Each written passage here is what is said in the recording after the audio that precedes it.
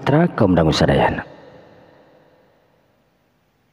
Kerajaan Canar mangrupakeun kerajaan anu langsung perbatasanana jeung kerajaan Kalaska Kancana. Dina waktu harita Raja Canar nyaetana Prabu Arya Malodra anu ngarep-ngarep kipatih geus sataun dilana teu muncul bae ka nagara jeung 20 satria pinilihna anu milu ka kipatih oge teu daek muncul. Eueuh kabar jeung beritana ka mana sabenerna Arya atanapi Patih Gilimunding. Dina ngayakeun ririunganana jeung para mantri tur para ponggawa katut panglima perang mutuskeun Arya Malodra arek nyelidik heula, arek nyieun deui mata-mata pikeun dikirim ka kerajaan Kalaska Kancana. Aduh, kurang ajar. Kipati Gilimunding katut 20 jalma kepercayaan kula anu dibawa na ayeuna teu mulang deui, anu hartina nasibna can dikanyahokeun paeh hirupna atawa ditahan di kerajaan Kalaska Kancana anu paling pika ampuneun pika keheuleun. Nah Patih Gilimunding jeung sabalad-balad pangawalna pindah ka nagaraan. Panglima kaula nuhun Gusti geus diteang ka kulawargana masing-masing. Parantos Gusti sadaya keluarga ti keluarga eta kaasup keluarga Patih Gilimunding oge teu aya. Saruntut raut sauyunan eta teu aya di pusat kota. Di imahna umina parantos saksa sabab tos lami teuing teu dianggo. Waduh, kurang ajar. Hartina Patih Gilimunding teh sapangemut abdi Gusti. Kumaha? Sapangemut abdi Patih Gilimunding teh tos mihak ke kerajaan Kalaska Kancana. Da naon yakina maneh bisa ngomong kitu? Sabab saur warga anu pernah ningali dina waktu harita wengi-wengi kinten-kinten hayam arek beunta aya nu ting kolebat lebet ka bumi Patih Gilimunding. Da bener kitu leres bisa dipercaya eta jalma anu ngomong parantos diparios. Waduh, artina Patih Gilimunding teh hianat ka nagara. Janten kena kumaha ieu Gusti? Hartina ayeuna kudu ngirimkeun mata-mata ka ditu. Penjagaan di negara Kalaska Kancana teh kacida pisan sesah ditembusna Gusti. Margi di pasisian ayeuna tos sadayana di benteng kudu kacida pisan kokohna. Sajabina kitu saur wartos anu katampi. Kumaha? Eta benteng teh dijagana sanes ku bangsa manusia tapi ku bangsa jin. Waduh, sahebat eta kerajaan Kalaska Kancana teh sumohun Gusti tapi aing hayang nyaho kabarna kumaha carana supaya bisa asup ka nagara Kalaska Kancana. Gusti pami percanten dina dinten enjing kaleresan saur wartos anu katampi sagala sadaya pangisi eta nagara teh dibebaskeun keluar atanapi lebet ka nagara. Jadi dina dinten enjing abdi tiluan panginten moal seueur ting jalmi kanggo ngurangan timbul kecurigaan di pihak kerajaan Kalaska Kancana. Dina dinten enjing abdi bade nyobian lebet ka nagara Kalaska Kancana.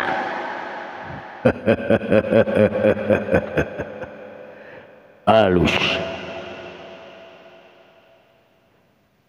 prak jalankeun parentah ti kula lamun aya bongbolongan tur beja anu utama anu ngeunaan raja atanapi patih Gili Manuk buru-buru balik ka nagara ulah nunggu deui itu jeung ieuna engke urang badamikeun di dieu urang sawalakeun sakabehanana berenyit anu aya di dieu urang disingkirkeun pilih satria pilih tanding pikeun datang ka nagara ita urang serang Gusti hapunten anu kasuhun kumaha nagara Kalaska Kancana teu bisa diwang-wang ku serangan kitu wae numutkeun carita anu katampi ku jisim abdi seueur para jago para satria samalah aya di antarana ti kerajaan anu sanes hoyong lebet tur nyerang ka eta kerajaan ngadon tumbang di tengah jalan. Dah bener dah aing karang ngadenge sumuhun Gusti laras ieu wartos teh kacida pisan akuratna. Jadi kudu kumaha urang ayeuna urang ayeuna sapangemut abdi kedah nunggu naon nunggu kalemahanana eta nagara di mana kalemahanana eta nagara lamun sapoena dikukung ku bangsa jin dijaga ketat ku bangsa lalemut tangtos aya aing basrahkeun ka bade gerak ini gerak teangan informasi eta raja gerak teangan pati Gili Muning daun di ditu nate da ngadon nguseup atawa ngadon dagang cilok sumanga Gusti enjing pisan abdi sareng dua jalmi kepercayaan abdi pada angkat mios ke kerajaan Kalaska Kancana beral kukula didoakeun buru-buru ilaing mulang ka dieu sumangga Gusti permios leos harita panglima perang anu ayeuna geus dipercaya gagantina Gili Muning panglima perang anu kasohor gagah tur sakti mawa anak buahna nu jadi kepercayaanna pikeun jadi mata-mata ka nagara Kalaska Kancana sedengkeun di nagara Kalaska Kancana keur sukacita bunga anu kacida bungana. Sabab nagara Kalaska Kancana teh boga bawahan anu ngaranna bawahan teh mangrupakeun kakadipatenan. Kakadipatenan dipingpin ku salah sahiji Demang. Anu mana di kademangan eta teh aya oge anu gagah tur sakti, aya oge anu pinter dina tata negara jeung rupa-rupa pikeun ngabantu pusat negara nyaetana Kalaska Kancana. Sakabeh pangeran atawa kademang Demang geus disumpah ku jaka teureum pikeun satia satuhu ngelola nagarana, ngelola kademanganana anu dipingpin. Nagara Kalaska Kancana dina waktu ayeuna geus katingali mekarna majuna katingali di pusat kota jalma pasuliwar lempang kaditu kadieu anu balanya teh mah anu itu jeung ieu na pasar geus aya di mana-mana. Dina poe harita putri raja atanapi permaisuri anu ayeuna geus jadi julukan Putri Nyimas Akira harita calik dina kareta kancana jeung sang raja Gusti Prabu Raden Jakateureum anu ngontrol kasaban daerah ngurilingan sabudureun eta karajaan diabringkeun ku para ponggawa tur mantri anu satia satuhu ka karajaan.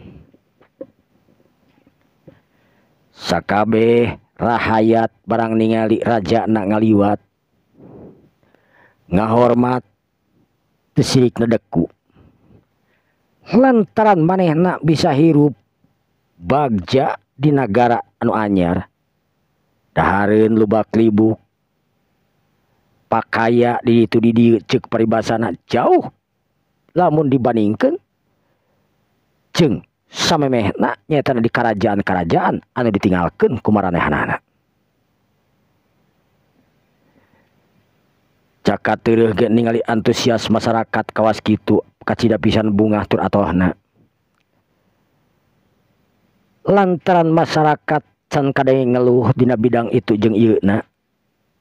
Lantaran manehanana dina marentahkeun sagala rupana ka kapercayaanana ka para mantri-mantrina supaya bijaksana dina ngajalankeun parentah manehanana. Ulah aya hiji oge anu ngabangkang komo deui lamun aya anu korupsi mah geus tangtu nyawa nu bakal leungit. Eta nu diterapkeun di karajaan Kalaska Kancana.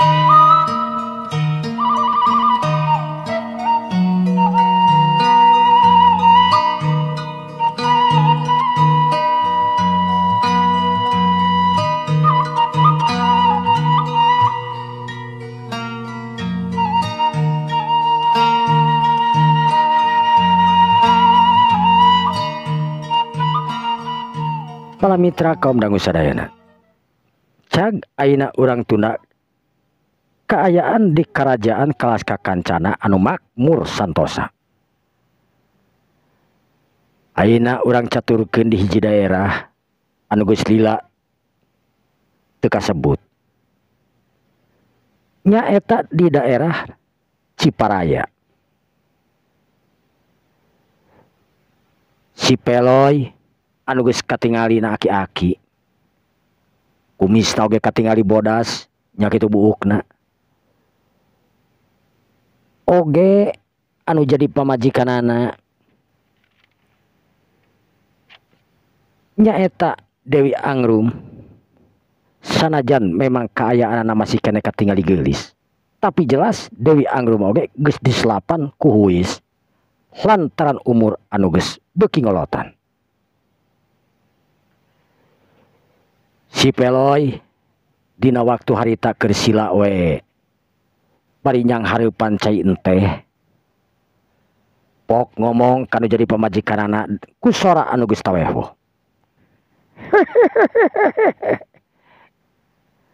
Anggum, Anggum, naon atuh akang, we jeung gegeruan wae atuh deui. Ceuk Dewi Angrum anu ayeuna geus wajar disebut Nini. Dewek teh sabenerna tadi peuting dewek ngimpi ngimpi naon atuh? Dewek papangi jeung nu jadi incu. Ari dina impian teh incu dewek teh nya eta si Jaka Teureuh pikeun urang datang ka ditu sakabehna cenah. Eta mah kudu sakadar dina impian. Lain ku sakadar dina impian sia Blagung. Dewek teh sabenerna geus loba ngomong, ngobrol, make tanaga jero anu dikirimkeun ka si Jaka Teureuh. Sering dewek teh ngirim. Ngan tadi peuting dewek teh ngarasa asa memang kudu datang euy. Sabab si Jaka Teureuh ayeuna lain Jaka Teureuh samodel baheula. Memang na kumaha kitu Jaka Teureuh ayeuna nya beneran sarua keneh. Nah, maneh teh sono ka incu anu aya 15 tahunna incu teh eueuh datang balik ka dieu ka lemur. Sono mah sono atuh dalah di kumaha jeung ka mana neangan oge deui. Dasar maneh mah teu baheula nepi ka ayeuna tetep balegug. Aduh. Dasar aki-aki gebleg mah.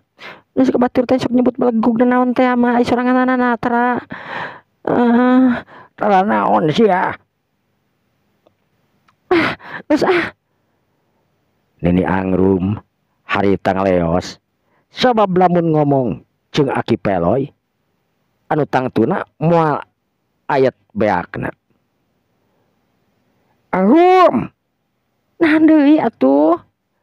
Hayu urang init ka imana si Raja euy.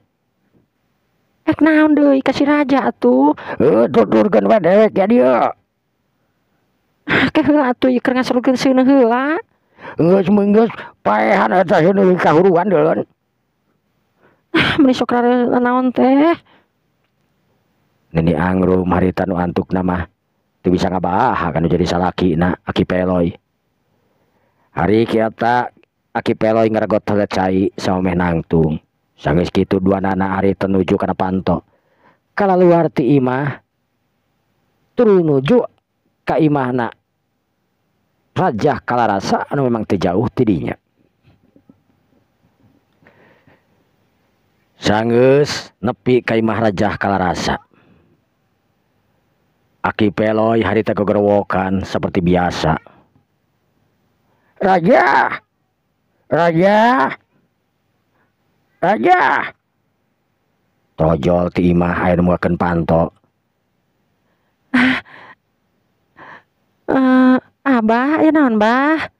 Teteh lah geuning anu datang teh Dewi Kaniang Sari. Kaniang, si Raja ka mana Kaniang? Kang Raja teh tadi tenuju ka bumina si Aki. Aki saha teh? Apaanan loba Aki tadi lo? Nuju kaki Karim. Oh, aya naon cenah? Nyaduka tuh cenah aya pentaeun teh bitur ka naon atuh. Aduh, dur maneh ka manana? Aya, ek naon kitu Abah? Ya, naon naon atuh. Aing ka asup deuleun panggieunkeun heula si kopi deuleuh. Nya tuh Abah. Harita Dewi Angrum mundur ka tukang bari mukakeun panto dilebarkeun. Bos Aki Peloy harita jeung Nini Angrum arasup ka jero imah. Kasampak di jero imah teh aya dua wanoja anu keur areulin anu keur marijeuhna mekar. Eta wanoja teh nyaetana anakna Kembang Wangi jeung anakna Kendari Sari. Dua wanoja katurunan bangsa jin anu kacida gerilis rancunitna. Anu hartina eta teh meureunnan adi-adina jaka teueuh lain sainung. Barang kunea ningali anu jadi akin datang. Solongkrong nyimas Minarti Dewi mangrupakeun lanceuk Jakalabanda. Adina nyimas Haniang Sari. Jadi Kendari Sari teh boga dua anak, anu hiji nyimas Haniang Sari, anu hiji deui lalaki anu ngaran Jakalabanda. Sedengkeun Dewi Kembang Sari boga anak anu ngaranna Nyimas Minarti Dewi. Abah, damang. Alhamdulillah gelis. Aduh. Kamana si Labanda? Labanda teh tadi teh angkat pugu sareng ama. Oh, jadi ini jeung bapana. Oh, nah. Eta Haniang. Mohon Aki. Kakara pangih deui em. Beuki gelis wae incu-incu Aki teh yeuh. Aki damang. Alhamdulillah Aki dina danget ayeuna mah cager. Kawas papanggih wae nanyakeun damang jeung damang we ka Aki teh. Nini. Haniang Sari. Minarti. Nini. Damang Nini. Alhamdulillah Nini mah sehat gelis. Nah Labanda kreuwnya. Oh tadi teh ngiring sareng ama pugu ge kasih Aki Karim. Oh nyanggeus atuh. Nini bade cai kopi. Ih Nini mah tara cai kopi teh baheula nepi ka ayeuna oge. Geus we Aki atuh. Aki mah pantos ieu. Ceuk Haniang Sari harita jelengkeung ti dapur. Mani rame we beuki rame euy ngan hanyakal. Hanyakal kumaha? Hanyakal anak maneh numpang gedena eueuheum. Cakat deureuh geus 15 tahun teu mulang. Nah sok aya kabar ka maneh. Kaleresan mingon kamari panginten aya ngabaran teh. Nya kitu oge ka bapana aya ngabaran teh. Oh nya geus atuh aya kabar mah. Hartina henteu leungiteun teuing kitu sanajan maneh lan teu murang. Nya anger we. Sagi 15 tahun badangaran ge budak. Hayang we papanggih mah tapi duka kunaon ayeuna teh. Cenah mah cek bapana mah cek atiru teh cenah geus boga pamajikan. Samalah hirupna oge cenah ayeuna mah geus eh dipuja-puja rakyat cenah. Dewek geus apal. Nah, aki terang ti mana? Har, samemeh bapak ieu pasalaki laing. Ngabejaan dangduna dewek heula nu apal. Oh, memang nanaon gitu sih raja tadi itu nate. Engke we geus aya sararea urang omolkeun. Kabeneran. Dewek boga niat arek datang ka hiji tempat anu memang asing euy keur urang-urang sakabeh mah. Kajaba meurinan si Kananga jeung si Kandari Sari anu teu asing mah. Maksud aki teh kumaha? Heueuh. Si Jaka Teureuk teh ayeuna teh sabenerna manehna jadi raja Jadi raja. Raja teh mana? Nyimas Kaniang Sari bingung. Sabab cek pikirna eueuh turunan keluargana jadi raja, nah ujug-ujug anakna jadi raja. Kaniang Sari maneh teu sabar. Teu sadar. Yen maneh oge sabenerna katurunan raja ngan raja jin.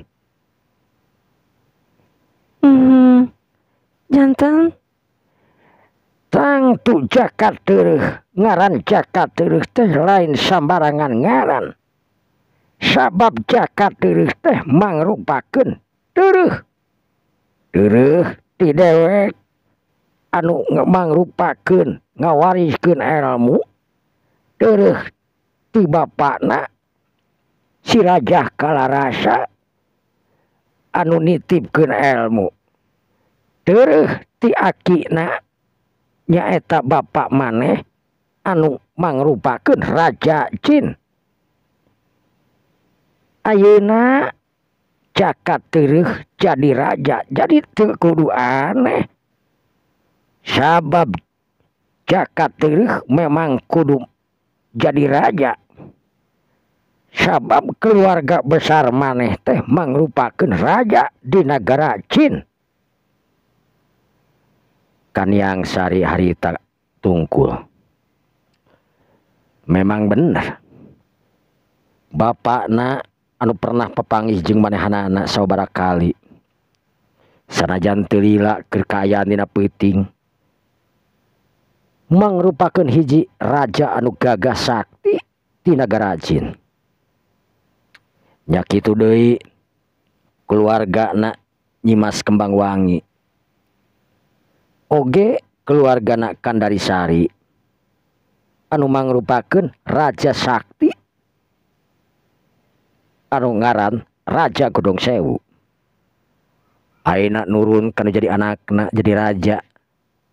Aturan memang aya garis katurunan hiji raja anu pasti nyuruk tur leureuk ka salah sahiji anakna atawa keluargana.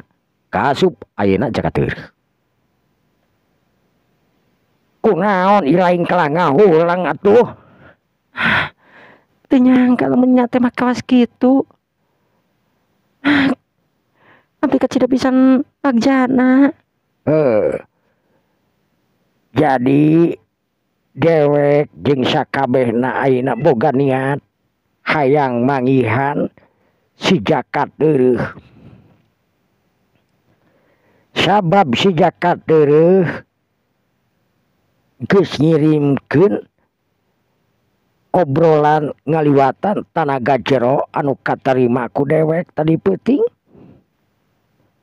Hayang didatangan ku urang sakabeh. Kinten-kinten iraha atuh. Engke lamun geus salse. Nyimas Kaniang Sari harita neuteub kana jadi akina. Pok Nyimas Kaniang Sari harita ngomong. Aki kalingtang Bagjana abdi hoyong pepenak sareng anu janten raka. Teu bisa lami ieu abdi teh acan ningali kawas kumaha raka abdi teh atuh. Haniang lanceuk ilaing teh teu jauh beda jeung adi hidup anu ngaran Silabanda. Tangtunganana beungeutna anu persis kawas Silabanda. Teu miceun sasieun oge. Sanajan Silabanda jeung Jaka Teueuh teh lain sainung, tapi jelas kuatna tinu jadi bapa meureun. Haniang Sari harita ungut-ungutan. Janten pamenteuna Kakang Jaka Teueuh teh persis sapertos Silabanda. Memang bener.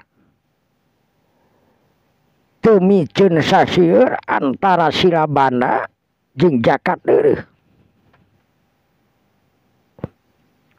Jadi lamun hidup hayang papanggih tur kangen sono kanu jadi lanceuk hidup nu can pernah papanggih tika tinggal tetep beungeutna Silabanda persis teu miceun sasieun oge, kasepna jangpungna oge pangartina. Nyimas Minarti Dewi harita neuteub. Aki, Kumaha Minarti? iraha tuh Aki bade angkat ka ditu. Nungguan waktu nu hebat we keur Aki mah. Bade sadayana. Kahayang mah sararea ka ditu. Ngan kulantaran perjalanan anu memang jauh tangtuna urang kudu ngagunakeun aji kasakten pikeun init sakeluarga ka ditu. Mohon atuh kitu mah. Barang keur kitu harita kadengen uluk salam. Assalamualaikum. Waalaikumsalam. Lotrak pantoh harita dibuka ku Haniang Sari. Amana itu ya si Aki. Bah. Damang bah. Alhamdulillah raja. Labanda maningi cikwai sia ka bapak teh. Mohon bah. Witi Aki pugun teh. Syukur atuh. Kumaha geri laing. Alhamdulillah Ki. Bah. Emang abah aya naon ka dieu? Sia make jeung nanyakeun aya naon sagala. Buka sanes kitu bah. Eta pada tara-tara ti sasari gitu abah. Ngulamprang ka dieu, biasana ge abdi sok ka ditu. Tapi nya sabenerna dewek teh euy aya nu rek diomongkeun. Perkawis naon teh abah? Perkawis anak maneh si Jaka Teueuh. Emang kunaon kitu Jaka Teueuh? Tadi peuting dewek teh ngoimpieum si Jaka Teueuh menta dilongo ku urang sakabeh. Apa lain? Kumaha si Jaka Teueuh ayeuna? Mohon terang bah. Nurutkeun numutkeun panarawangan gaib Jaka Teueuh ayeuna anu memang emut we ka urang. Nya terutama ka abdi panginten bapakna. Samalah kamari oge dina implengan Jaka Teueuh teh nuju kenging masalah. Tur ayeuna oge nuju kenging masalah. Masalah naon? Maklum Jaka Teueuh ayeuna tos janten raja. Seueur anu ngincer kana kedudukanana bah. Memang kawas kitu. Abah boga rencana teh hayang ngadatangan Jaka Teueuh tapi dina waktu anu nyase. Setuju atuh bah kitu mah. Kalaresan abdi oge hoyong puguh. Keur mah ieu barudak geuningan Minarti Dewi jeung Haniang Sari oge Silabanda. Dan pernah papanggih jeung jadi lanceukna bah. Sakalian we Sina papanggih ameh teu canggung didangkena. Benar. Kudu ditepungkeun euy. 15 tahun si Jaka teureus teu mulang. Ngadon hayoh ngalalana tapi teu nanaon. Lamun akhirna si Jaka teureus meunang kasenangan. Bah. Naon? Abah jeung magis dahar. Tadi oge mereka di dahar heula bugu. Kumaha si Aki cager. Alhamdulillah puguh. Nya karunya si Aki teh beuki dia beuki kolot da tu lain beuki ngora kudu sering di longokan geura boga budak awewe parawan 2 teh yeuh. Naon da tu da nini da haniang oge sok sering ka ditu. Nya kudu sering nya. Komo ayeuna si Aki kudu tinggal sorangan. Ari kasih Aki hiji deui ngalongok. Mohon tadi ka ditu. Nya syukur atuh kitu mah. Iya. Da moal lah. Abah rek pulang di we. Dakur ngabejaan hungkul gitu. Urang dahar heula atuh bah. Teu kudu di imah ge dewe keur nyangu ieu teh. Da teu kahakan deureun. Yang satu bah gitu mah. Lamun abah rek ka ditu mah. Liung deui we bah. Gampang. Yang satunya dewe rek mulang heula yeuh. Ya tadi boga pais balut deran. Nya tuh bah, ai kitu mah ai moal di dieu mah barang dahar ayeuna. Moal geus hayo. Sok bah tuh. Sanggeus puguh kitu mah leos harita Aki Peloy dituturkeun kudu jadi indungna Jaka teueuh nyatana Nini Angrum. Sanggeus Aki Peloy jeung Nini Angrum harita ngaraleos init. Raja kalarasa harita nanya ka pamajikanana. Kaniang. Kumaha Kang? Ari Kembang Wangi jeung Kendari Sari ka mana? Tadi teh Kembang Wangi sareng Kendari Sari teh kaditu ka bumi Kendari Sari. Emang ya naon? Duka tuh. Da ngararobrol we meureunnan. Kaniang. Kumaha mak? Tadi bibi Kembang Wangi kaditu ka bumi. Oh nama. Nyang geus atuh kitu mah. Ama naon labada? Labana witi payuna tuh. Aya juga tuh. Teh, Danang. Rek mulang bareng. Nya mulang we atuh hayu. Banyak geus mulang deui atuh. Ya sila bana ieu Minarti hayang mulang cenah. Ya cukup ya tuh da geus sore ieu. Labanda kumaha geus ngarti anu kamari teh diajarkeun. Nu itu ama atos ama alhamdulillah. Ya syukur atuh kitu mah. Kudu leuwih giat teh diajarnya.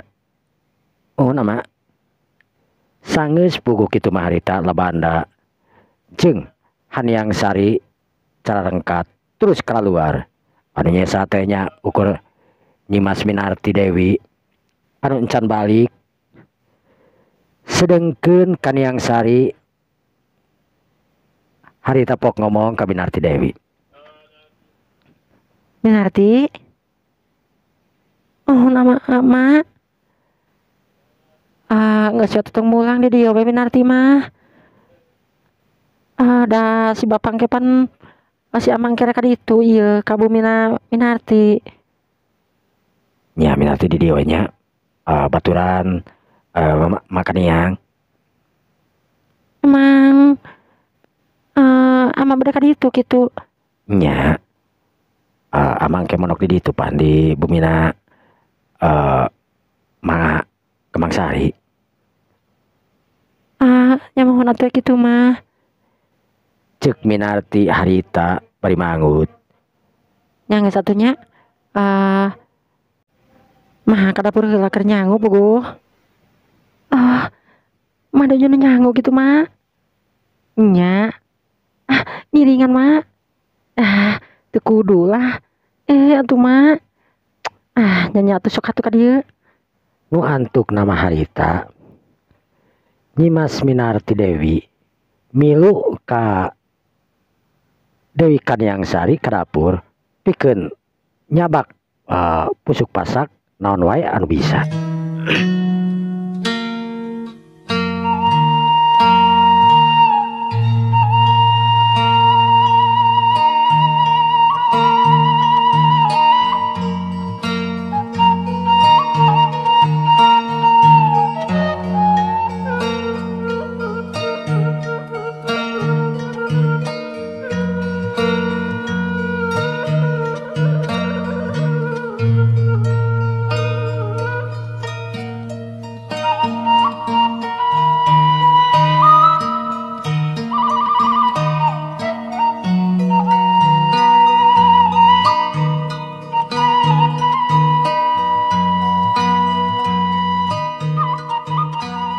Para mitra kaum dangu sadayana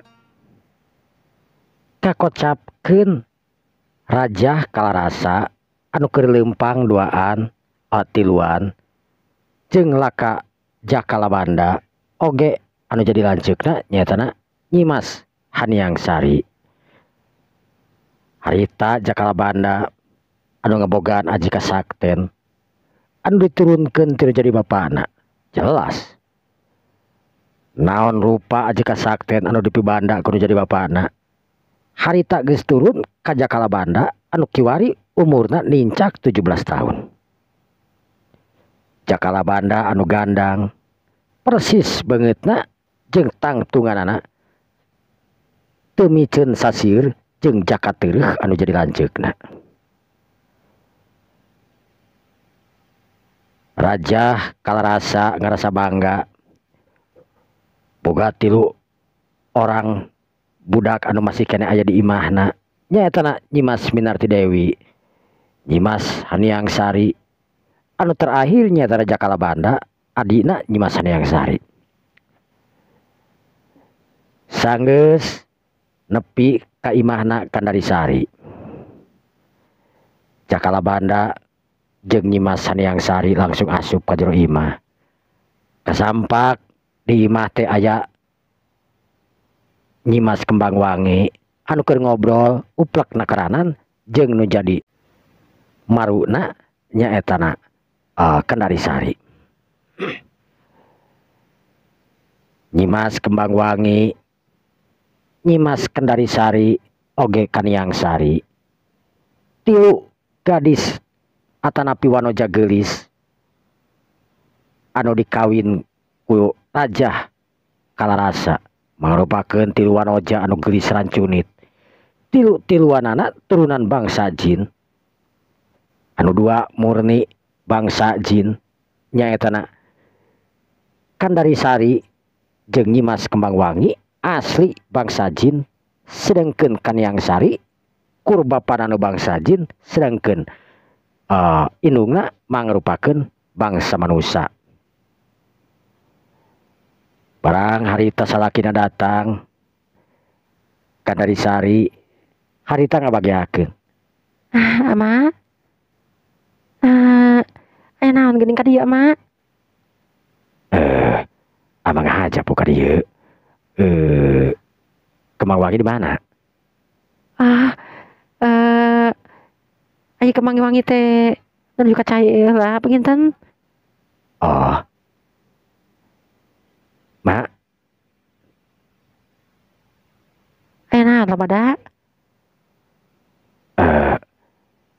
Mak. Lambada teh hoyong pepenak sareng Kang Jakateureuk, Mak.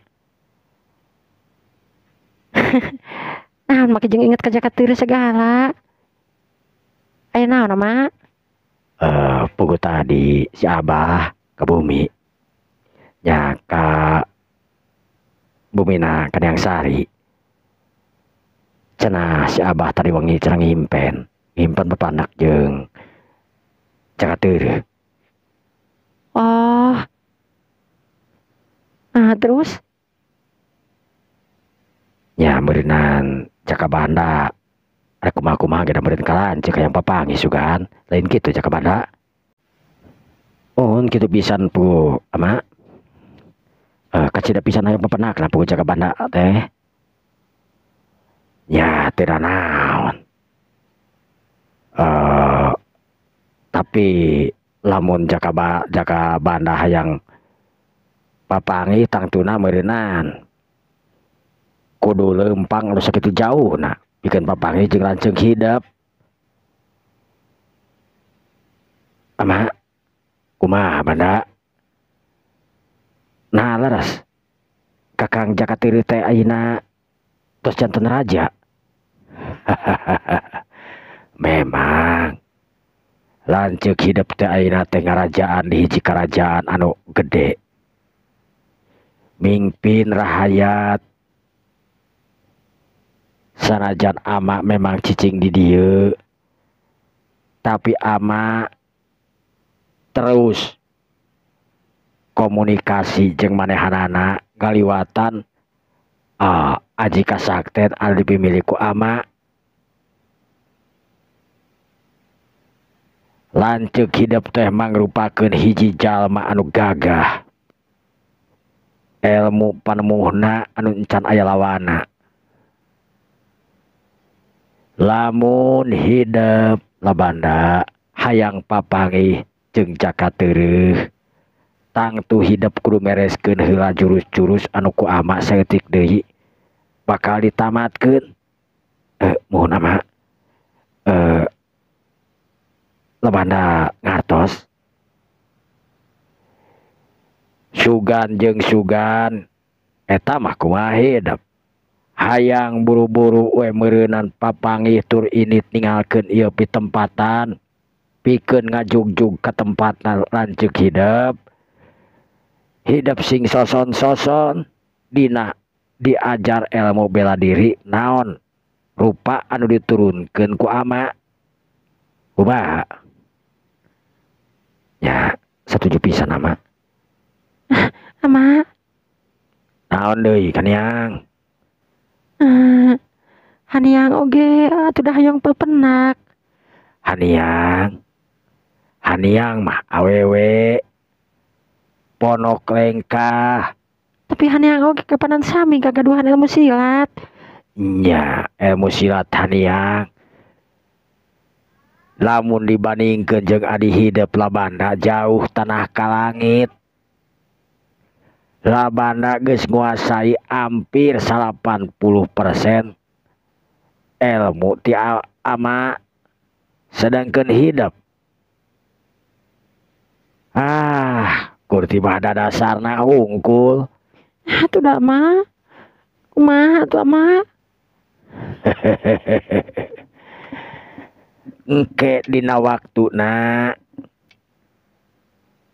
hidup oge teteh hidup Nyimas Minarti tangtu bakal papangih jeung keluarga anu lainna urang init ka ditunya. Tapi ama haniang hoyong ngiring sareng Labanda tuh. Ulah waka.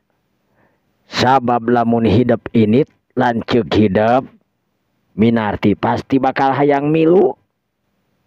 Ya, kantun angkat ama. Teu bisa kitu. Labanda sajeroning init kaditu teh boga tujuan anu lain-lain. Lain kur hayang nyaba tur papangih jeung nu jadi lanceuk. Tapi adi hidup jelas boga tujuan anu lain. Bari neang pengalaman ilmu di luar. Salian ilmu anu dicangkingna tangtuna ilmu alam oge perlu dicangking ku adi hidup. Adi hidup mah salaku lalaki anu baris tanggung jawab dina sagala rupana, sedengkeun hidup mah mangrupakeun awewe anu tangtu na meureunan dina hiji waktu aya nu nanggung jawab. Nyimas Haniang Sari harita kurtibah tunggul cipanona yang lemereh mapai pipina barang ngadenge jakala banda nu jadi adina arek miang. Jelas Nyimas Haniang Sari hayang milu maneh oge sarua hayang papangih jeung nu jadi lanceukna anu kasebut cenah mirip tur sarua ceples jeung anu jadi adina nyatana jakala banda. Geus tong ceurik dina waktu anu bakal datang oge hidup jeung lanceuk hidup bakal papangih. Lamun hidup ayeuna hayang we init buru-buru hidup sing soson-soson latihan dina ilmu bela diri, tapi lain ku ama dilatihna. Terus kusaha tuh ama? Hidup dilatihna ilmu bela diri teh tangtuna ku aki hidup meureunan, aki peloy. Masih aki keresahan gitu ama? Dipenta kudu jadi incu mah moal ngalakon embung. Caka teureuk lanceuk hidup awalna dilatih kudu jadi eyangna, kudu jadi akina nyaetana aki peloy. Saeutik oge jaka teureuk teu ngabogaan elmu ti abah ti ama.